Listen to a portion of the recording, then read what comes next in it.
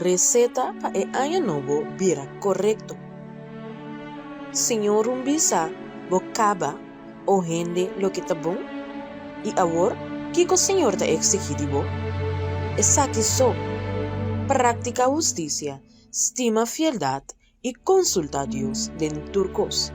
Miqueas capítulo 6, versículo 8.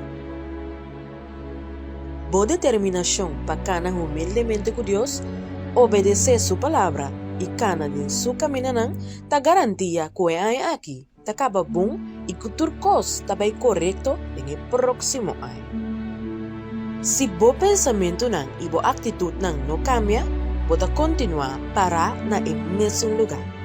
Es aquí ta es realidad.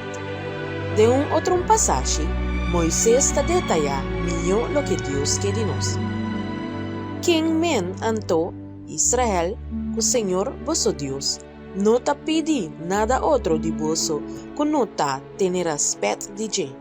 Sigue e camina que eta muestra. Vosso estime servir con entero vuestro alma y entero vuestro corazón y cumplir con el mandamiento y con el ley del Señor. Con mi ta dona vosso hago. E ora vosso lo baita pum. Deuteronomio capítulo 10, versículo 2 de 3. Pabo bom.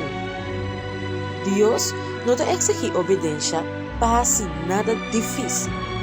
Dios te exige obediencia para nos mismos.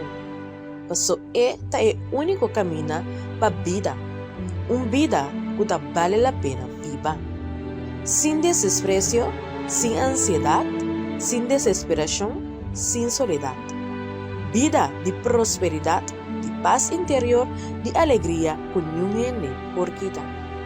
Quien no que es aquí, un año nuevo, próspero, porta posible solamente si vos mantenemos firme en fe aquí. Que men no quita por vista fuerte e objetivo.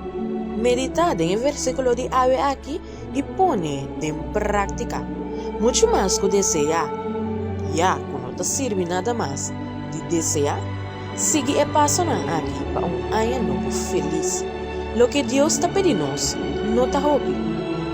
No te pide nada para robarnos, pero para nos mismos.